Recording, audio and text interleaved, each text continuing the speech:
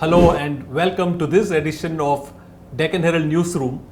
Today we are talking about Priyank Kharge's letter to the Karnataka government and seeking a ban on RSS activities. I have with me today Bharat Joshi, who heads our political bureau, and BM Sujay, who reports on Karnataka politics. So let's start with a question about the RSS in Karnataka. How active is it in Karnataka, and how many shakhas do they have, and how many members? Do we have any idea? And how do you see this move to restrict their activities affecting the organization? Sujay. Sir, so from the estimates that we have, there are around 4,500 to 5,000 daily shakhas of the RSS which are operating in the state, and certainly they have a huge membership there. So in one way, definitely having this sort of a ban, or let's say a situation where they have to seek permission and then participate or have their activities on government premises, that may in a way physically restrict the organization from carrying out its activities.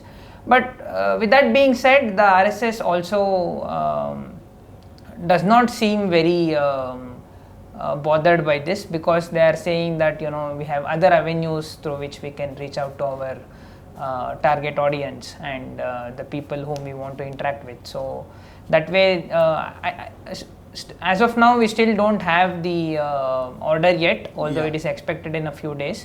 Right. But I think once the order comes and once the specifications are out, the RSS will probably look into how best they can navigate this. Right. But yeah. So as of now, the RSS is not too worried about the imminent notification, the government order which is going to ban the activities of private organizations in government institutions and public spaces. At least they have maintained a strategic silence for now. They have not really voiced their opinion about this. In private, they keep saying that we are not really bothered, but I think things will clarify more once the order is out. Right. So all of this has come in the wake of Priyank Kharge's letter to the government dated October 4th, that is 2 days after the RSS announced its centenary year. So is there a strategic timing here? And Priyank Kharge has been the most vocal, seeking that the RSS be reined in. Is there something strategic happening here, and why isn't the government naming the RSS if it is really out to rein them in? And why are they fighting shy of naming the RSS? Well, we must first understand that this Congress government in Karnataka is the strongest that the party has in India currently in terms of the mandate that they have. We are looking at 140 MLAs, and the victory in 2023 assembly election was in many ways a watershed moment in Indian politics. The sheer way in which the Congress won the election sent tremors across the country. So clearly the intention was out there. The letter, as you mentioned, came 2 days after Vijay Dashmi, which was when the RSS completed its centenary. But the letter was made public on a Sunday when the RSS was taking out more than 100 route marches across Karnataka. That was the day on which the letter was made public. So clearly the Congress government wanted to snatch away the narrative from the RSS, which was really going to town about how popular it is with the masses and the fact that it has completed 100 years. So the Congress wanted to, bring the RSS into the news in a bad light by way of releasing Priyank's letter to the CM. is the government shy of naming RSS? No, I don't think so, because the likes of Priyank Kharge and the Chief Minister Siddaramaiah, they've made no bones about their opposition to the RSS and the ideology that the RSS stands for. Will the government order that will come name the RSS? We need to wait and see. The problem that I foresee is that they may not single out the RSS in the government order, because doing so may lead to litigation, which is why we saw yesterday when the cabinet met, the subject before the cabinet was to consider some sort of a regulation of activities conducted by private organizations in public places. Right. So Priyank's letter was seeking a clear ban on the RSS, but the cabinet was looking at a subject that was more broad-based. They were looking at regulating activities of private organizations, which will obviously include the RSS, but it will also include Congress-affiliated organizations as well. So the government order will have to factor that in as well. Right. Is there also a political dimension to it? As you said, Priyank Kharge and Siddaramaiah have been vocal about their opposition to the RSS, but the other senior leaders or leaders across the party haven't been so vocal. They haven't actually come out and on record spoken against the RSS. Is there this feeling that there is a dormant support for the RSS?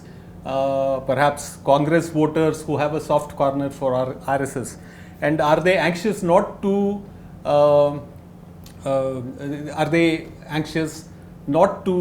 Sort of rub this constituency the wrong way?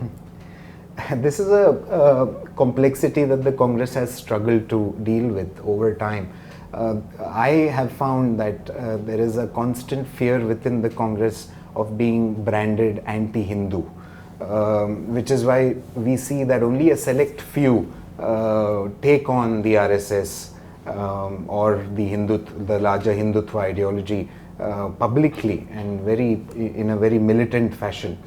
And that's something we don't see other Congress leaders doing. It's probably because of this fear that I mentioned, that they don't want to be seen as antagonizing the majority community.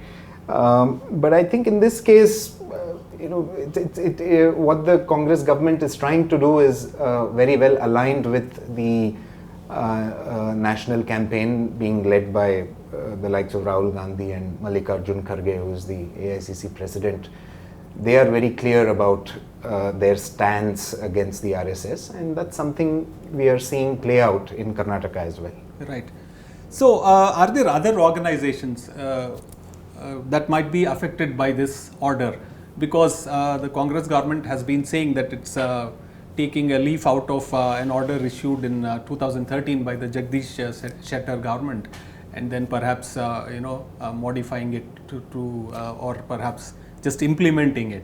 Sir, I think going by the cabinet note, this will apply to all the private institutions which are either planning to have their activities on government premises or on any land or institution run or affiliated to the government. So that way, of course, along with RSS, whoever else is going to use these playgrounds or schools for different activities, even they, once the order is out, will have to follow these procedural things.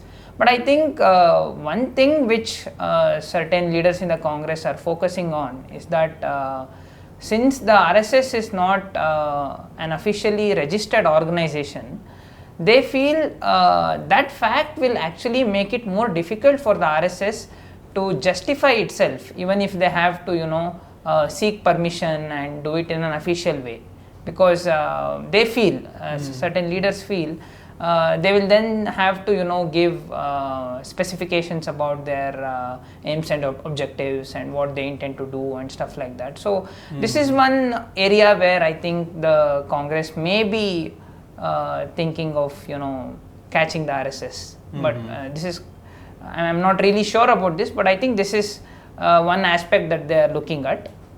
But yeah, definitely as a procedural aspect, other organizations will also be Right. So affected you're by saying it. that there's some ambiguity about how we define the RSS, which is why,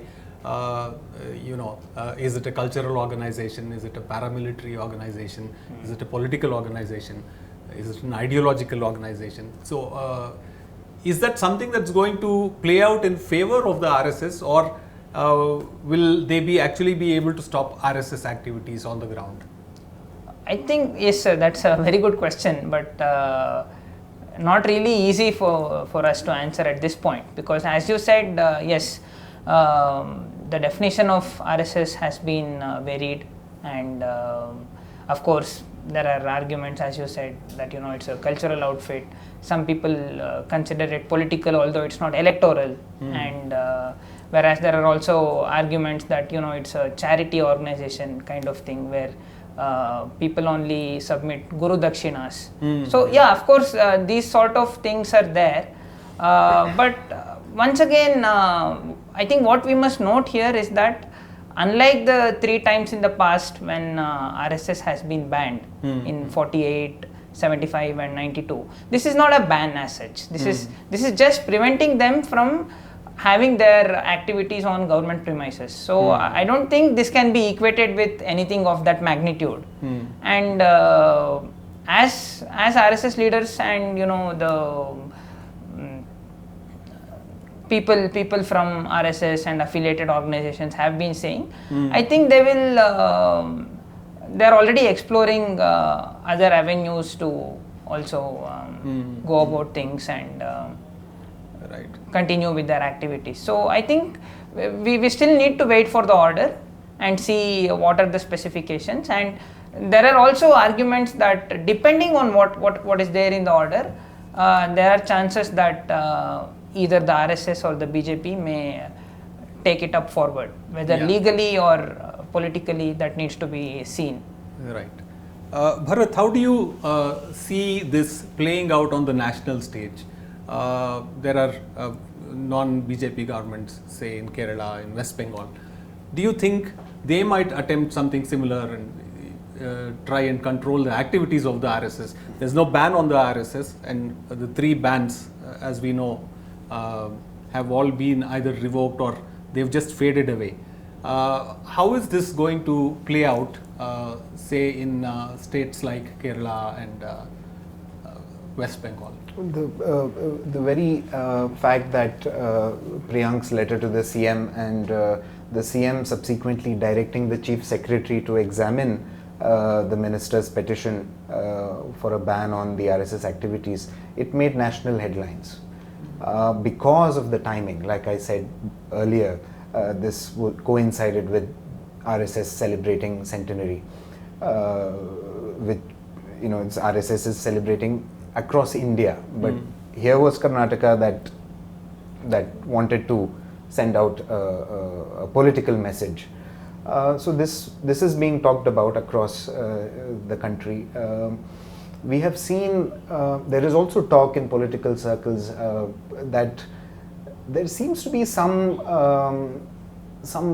plan underway to put the RSS in a fix. So we know what's happening in Karnataka.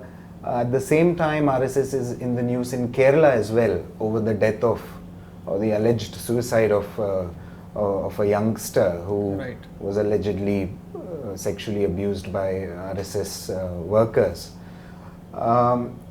Both developments made headlines at the same time. So is it possible that non-BJP ruled states are working in coordination to hit the RSS at a time when the organization is celebrating centenary? That's something we are seeing, but again, we don't know if it's a planned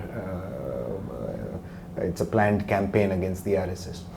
But this will obviously be a matter of concern for the RSS, because we must understand, if there is a ban on the RSS activities, or even if there is regulation, if the government introduces a permission regime for the RSS or for any private institutions, it is the RSS that will be hit the most, because the RSS has daily shakhas, like Sujay pointed out, which these camps or shakhas happen every day, every morning. So the government we are looking at a scenario where the government will expect the RSS to approach the authorities, every time they want to have a camp, which happens, every day, every morning. So that's really, they're trying to squeeze the RSS politically. And we need to wait and see how this plays out at a national stage. Right. So Priyank Kharge is the one who's leading the charge, and he has been the one who's been the most aggressive. Does this also signal a national role for him? For example, sort of guiding the charge against the RSS. Is that his USP now, and is that going to take him, say, to Delhi?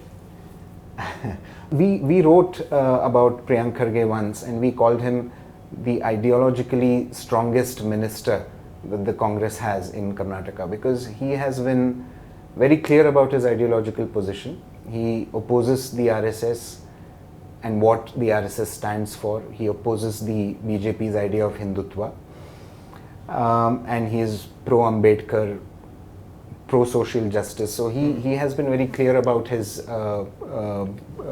ideological position, which obviously aligns with the likes of Rahul Gandhi and his father, Mallikarjun Kharge, who is the Congress president. Is he looking at a national role? I'm not sure if he is, but what he is looking at, and this is the political speculation which is being widely discussed, by writing to the CM seeking a ban on the RSS activities, is Priyank Kharge positioning himself as an alternative to the Chief Minister's position, if at all Mr. Siddaramaiah will be replaced? I think that is the big question that is being discussed in political circles. If that happens, then obviously that it will be a huge political promotion for Priyank Kharge. Right. And if that happens, and that's a big if that happens, we will also see the first Dalit CM in Karnataka. Yeah. Thank you, Sujay. Thank you, Bharat. Thank you. Our team will continue to bring you the latest on this story. Log on to the Deccan Herald website, deccanherald.com, for all the news, and subscribe to our YouTube channel to be notified when we release our next video. Thank you.